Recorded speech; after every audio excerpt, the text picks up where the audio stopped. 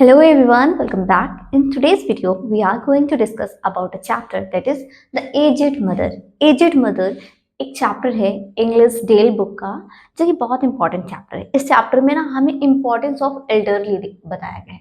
जो एल्डर लोग होते हैं, एल्डर पीपल होते हैं, उनकी हमारी लाइफ में कितनी इंपॉर्टेंस होती है उस चीज़ को दिखाया गया है। बिकॉज नाउ डेज जो बच्चे होते हैं वो अपने एल्डर्स की रिस्पेक्ट करना कम कर रहे हैं, रिड्यूस कर रहे हैं। तो जो हमारे राइटर हैं इस चैप्टर के थ्रू हमें इम्पोर्टेंस सिखाना चाह रहे हैं कि जो एल्डर पीपल हैं उनकी क्या इम्पोर्टेंस है हमारी लाइफ में। तो चलिए बिना देर के हुए हम चैप्टर को बिगिन करते हैं। एक विलेज होता है, विलेज ऑफ शाइनिंग।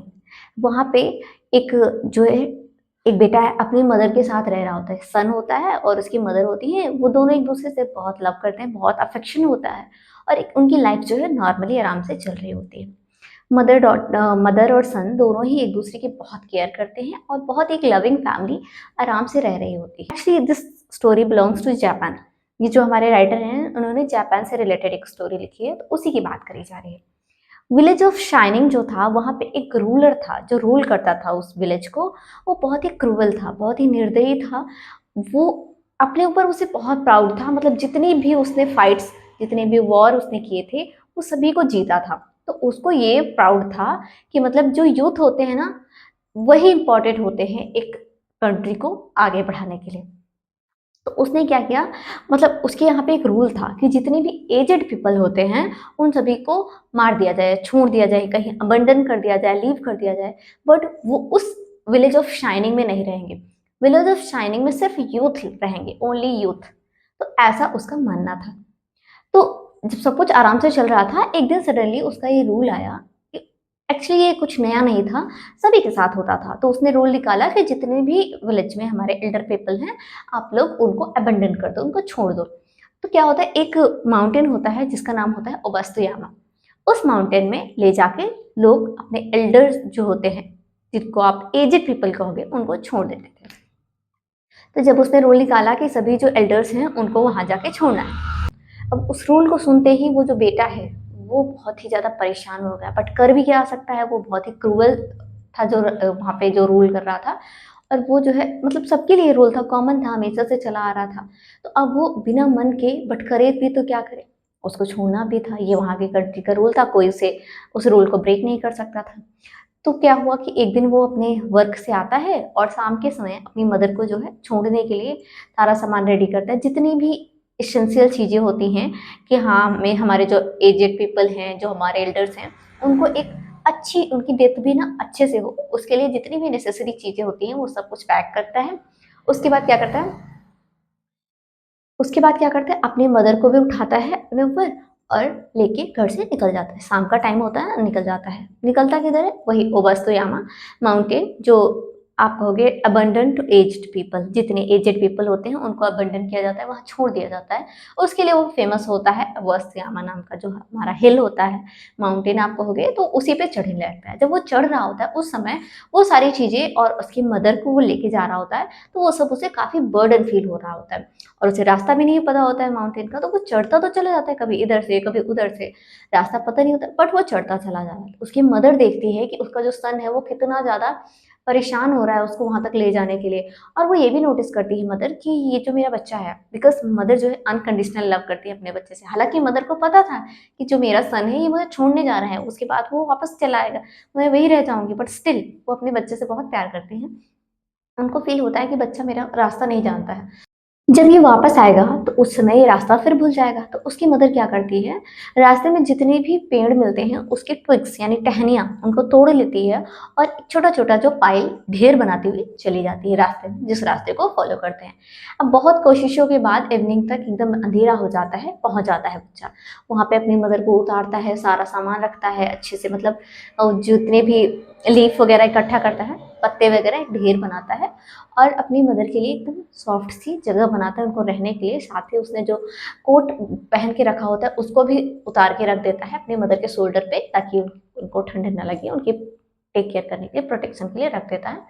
और उसको अच्छे से सेफली वहाँ छोड़ के वापस आने लगता है। इन्होंने कुछ राइस वगैरह भी पैक किया होता है जो कि नेसेसिटी फूड हो, आप कहोगे।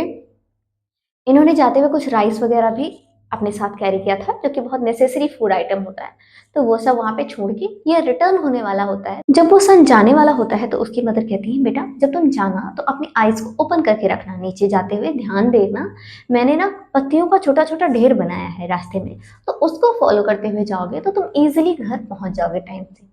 तो ये बात सुन के जो बच्चा होता है उसका एकदम हर्ट ब्रेक हो जाता है, बिकॉज वो पहले से ही बहुत परेशान होता है, उसकी आईज फिल्ड विद वाटर, हाँ बहुत ज़्यादा वो अपनी मदर से प्यार करता है, तो आंसुओं से भरी हुई थी आंखें। और जब वो अपनी मदर के वर्ड सुनता है ना और उनकी तरफ देखता है, उसकी मदर के जो हाथ होते हैं ना पूरे मतलब उसमें निशान, क्योंकि चलता जा रहा था, पत्तियां तोड़ते जाते, कहीं कहीं लग जाते हैं ना, तो चोट बहुत लगे, तो पूरे एकदम रेड पड़े हुए थे, ब्लड निकल रहा था। बट उस मदर को अपना पेन नहीं दिख रहा था, अपने बच्चे के लिए वो वरी कर रही थी। ये देख के उसका दिल जो है वो इमोशनल, बहुत ज़्यादा इमोशनल हो जाता है, एकदम उसके आंसुओं से भर जाता है, मन उसका भारी हो जाता है। और वो कहता है कि माँ मैं तुम्हें यहाँ छोड़ के नहीं जाऊँगा, अब तुम मेरे साथ चलोगी, अगर हमें मौत की सज़ा होगी तो हम दोनों एक साथ मर जाएंगे, लेकिन मैं तुम्हें यहाँ नहीं छोड़ के जाऊँगा।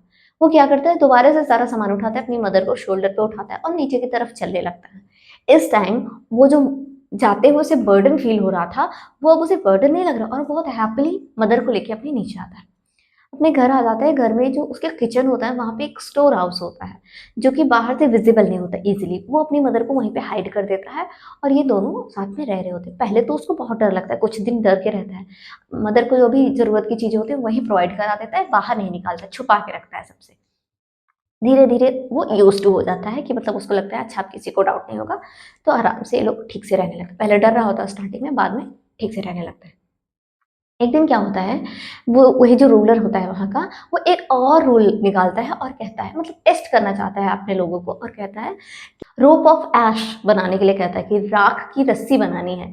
तो कहता है कि मतलब कौन है अपने पूरे विलेज में, विलेज ऑफ शाइनिंग में, जो राख से रस्सी बना सके, मतलब रोप ऑफ ऐश, ऐश मतलब होता है राख, राख की रस्सी बना सकता है।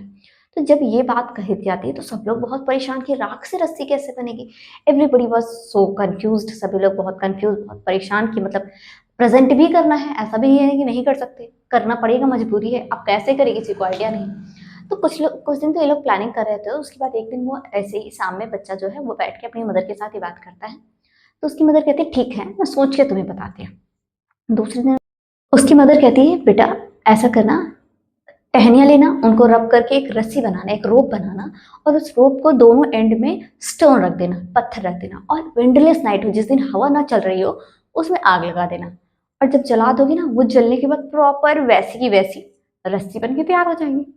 तो जब ये आइडिया वो अपने सन को देती है तो सन खुश हो जाता है और वो जाके लोगों को आइडिया देता है। अब सब लोग उसकी बात से एग्री करते हैं और वो लोग रस्सी बनाते हैं और किंग को प्रेजेंट कर देते हैं।